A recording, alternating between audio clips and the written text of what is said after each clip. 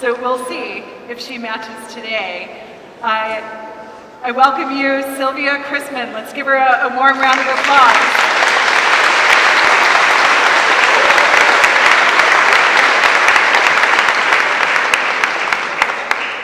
Thank you, Jackie. Thank you so much. And yes, she's correct. I'm actually wearing the exact same thing.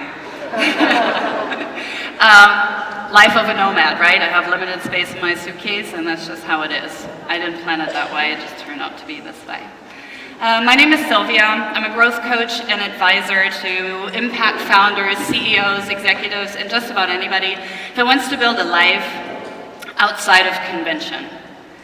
I would attribute the 3 keys to my success that I have learned how to leverage wellness and place self-care at the forefront of my daily routine, and that I have mastered the art of failing forward, because I don't really consider myself a success story at all. I've just learned how to master the million different facets of fear along the way.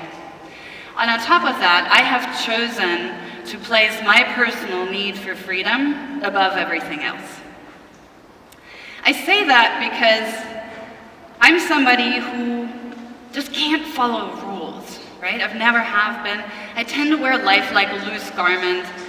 I, fundamentally have a really hard time fitting in. I don't pay attention to details. I'm a really, really terrible planner, and logistics are often beyond me. So I had to find a way to make that work for me. I also think that I was born that way. I think the freedom gene runs in my family. I think it's in my karmic footprint, and it's certainly been in any astrological chart I've ever seen drawn for my person. Even numerology would agree that my life evolves around certain facts. I love freedom, I love adventure. I tend to indulge life with all of my senses. I'm extremely impulsive, and if I don't follow that, I seem to be rather trapped.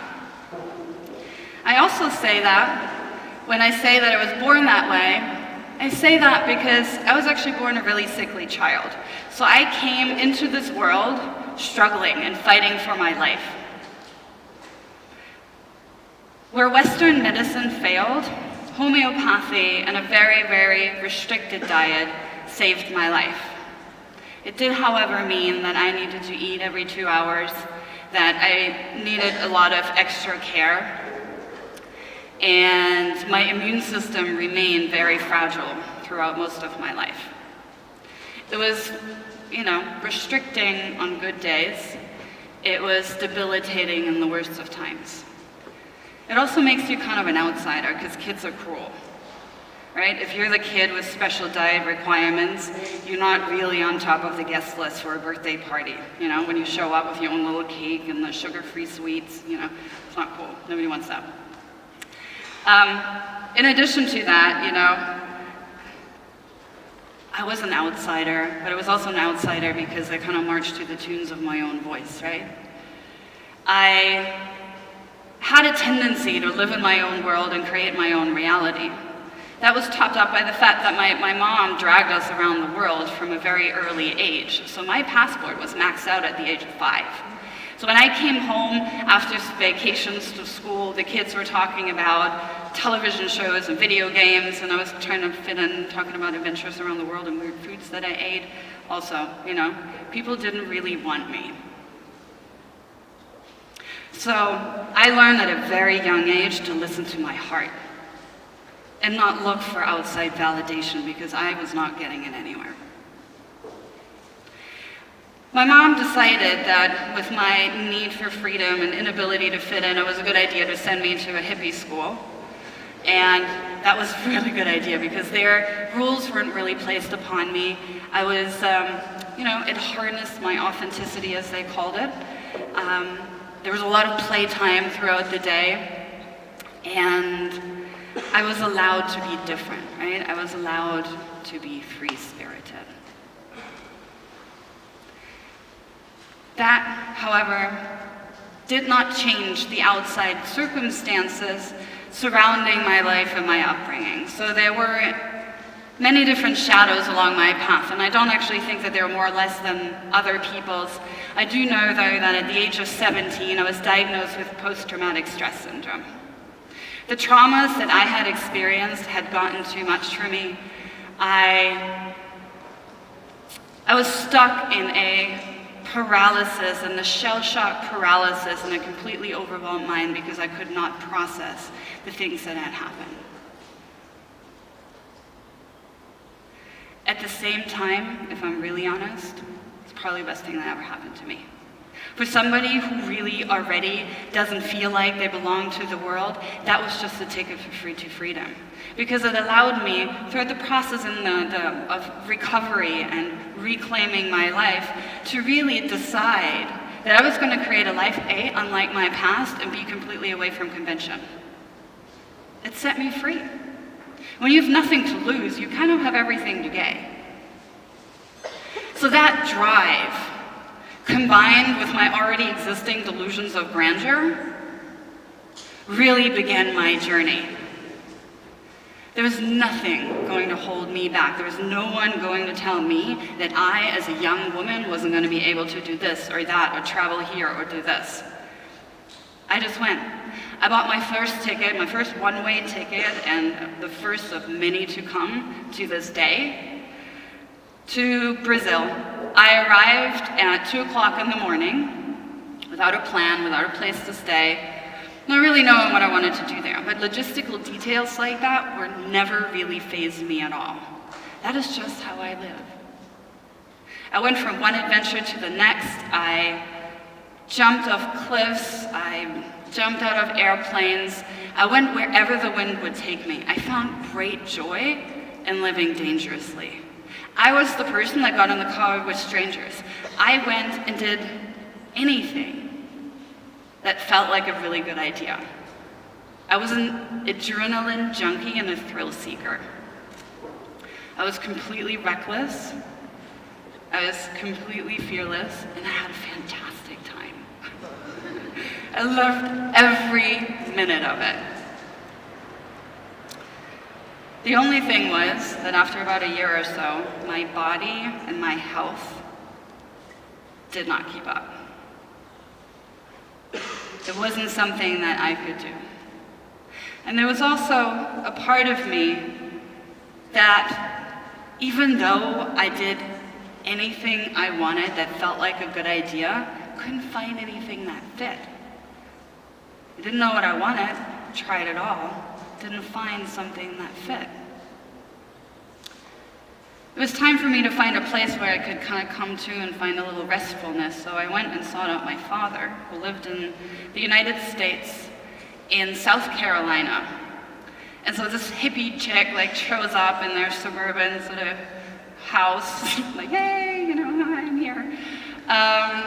And they lived a very different kind of life. They went to the country club, they played tennis, they placed value on material things that were really beyond me, and their household had rules that were beyond my comprehension. But in exchange to hanging out, I tried to fit in, right? And it seemed to have this illusion of safety and stability that I really wanted, and it was alluring, because stability was something I had never even seen. So I tried, Went to school, I played tennis, I dressed the part, I spoke the part, I had polite conversations. I graduated with honors from college. I got my first job in this startup because I loved the hustle. I made money, I bought a condo, I got a boyfriend, and I created this picture-perfect life. The only thing missing was a picket fence and maybe 2.5 children. But it wasn't my life, I was living somebody else's dream, right? It was something I wanted to experience. Didn't suit me at all. So I left that. I decided that I was going to go where I could follow my need for hustle and flow. I went to New York City, I bought a one-way ticket, left a note, rented out the condo, sold everything else. I joined another startup. We went from 4 people with a plastic table and fold-out chairs to a team of 80, and I stayed with them until we hit the first $1 million. Today they make about $20 million a year. I loved every minute of it, and I will never tell you that I didn't. The startup hustle is definitely my game. There was just a component of it that still didn't work. Even though my life looked exciting on the outside, I came home at night and I would watch that ceiling fan go round and round and round in circles, wondering if that was all there was. I kept changing my outsides to try to figure out how to fit the insides. I was dead on the inside. That paralysis that was dragging around with me from, early on, still had a hold on me.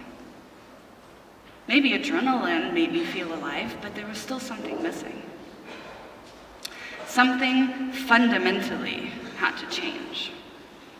So as a mess of starting over, going to a new country, new job, new whatever, it didn't really feel very appealing to me, right? Like, been there, done that, didn't change anything. Everywhere I went, there I was.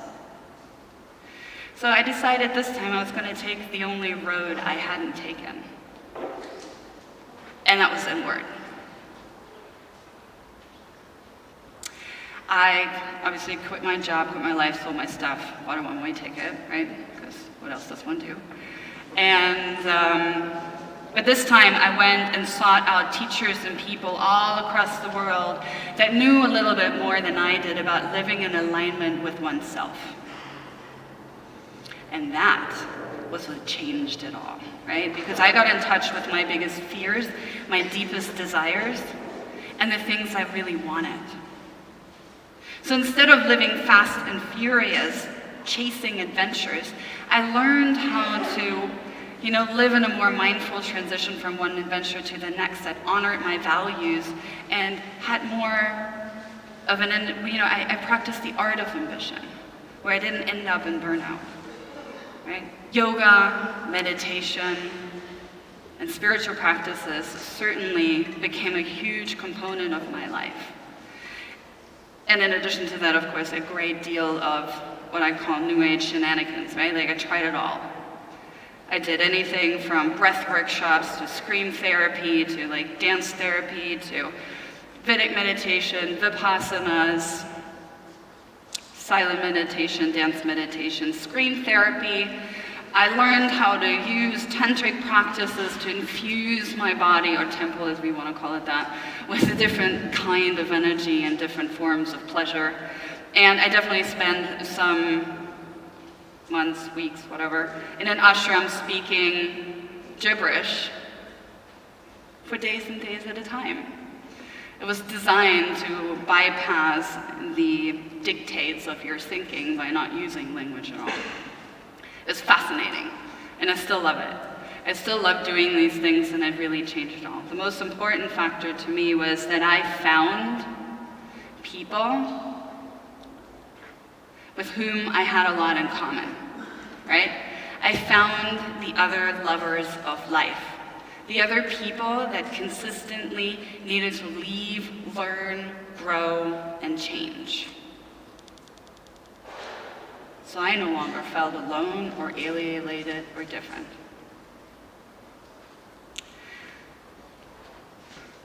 What that looks like for me today is that I still place wellness at the forefront of my daily routine, right? So every day, diet is really the most important thing. This temple is fragile. I have to be careful on what I eat. I stay away from sugar, alcohol, anything that's too stressful. I don't eat dairy or gluten. Dead animals, no dead animals, for the most part. I don't want them because they carry a lot of trauma when they die, and I had enough of that in my own life. I don't really need to eat it. And I love green juices. I love starting my day with hot water and lemon, right, to ease into the day, and have practices that allow me to stay in motion, right? I travel a lot. Half my suitcase is full of dietary supplements and powdered versions of the foods I may not be able to get in countries I visit. I take great care of my sleep. I have evening routines where I ease into the evening, I take hot showers and just have my routine so that I have a high quality of sleep, not just 8 hours, but I pay attention to the quality I get. And when you travel a lot, it can be rather difficult because you're sleeping somewhere else every other day or maybe every 4 days. So for me, it's about having that routine, not using electronic devices before I sleep, essential oils, an eye mask, earplugs, so that there's consistency no matter where I am in the world. Exercise. I'm just someone who needs to stay in motion, right? So I have my running shoes, I have my yoga mat with me. I listen to music all the time because I always say, move a muscle, change a thought, get into your body before you do anything else. It's how I start my day, it's how I deal with life. The other day, I was feeling a little overwhelmed with things that were placed upon me, so I took my running shoes, I ran down to the beach, I did yoga, and even that wasn't really working, so I put on a soundtrack and I just started dancing out on the rocks. Like nobody's watching, right? And it feels so good to allow yourself to do that. The biggest component of this, for me, is practicing mental fitness. Is making sure that I keep my mind in an equanimous state. When your life evolves around the values of change, growth, expansion, and adventure, you're gonna have to come to understand your fears. Because I don't know about you, but I have great goals, and most of the time, it looks a little bit like that. I fail forward, sometimes gracefully, sometimes not so much. I make a lot of mistakes all the time, and I had to learn how to not be afraid of that. Fear is not something that you get rid of. Fear is something that you embrace. To me, I had to learn how to take these fears and transmute them so that they can turn into excitement. And that shame does not dictate my choices today. I make sure that I look at the stories in my head, that they're not tied to social conventions and false expectations. I make sure that I don't let my undisciplined mind get the best of me. So I practice mindfulness and self-awareness and gratitude to consistently stay present with myself, what's right in front of me, and the people in my life.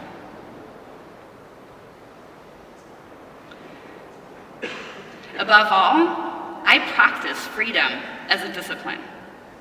I had to learn how to create a container and a framework in which I can harness this energy so that my impulses don't drive me astray. And that means that I surround myself with people that I have a lot in common with, so I'm not sitting across from people that tell me that I can't do the things I want to do. If you want to live in a dynamic life, find your tribe. Honor the energy. Follow that flow. For me, playfulness and movement are essential because I find myself time and time again abandoning projects if I'm not enjoying it. So if I practice joy while I'm executing the plans and the projects that I want, I know I can get to the end of it. Changing my life in this way has very naturally started bringing in clients and people that not only wanted to learn how to create businesses that have an impact, that cater to the changing needs of this world, but they also wanted to know what it feels like to be fully alive. And all of a sudden, my life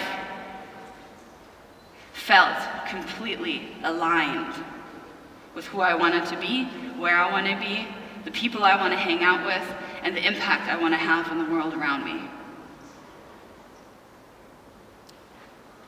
So I'm going to leave you with this. My life today feels real. It's vibrant, it's cracked, it's flawed.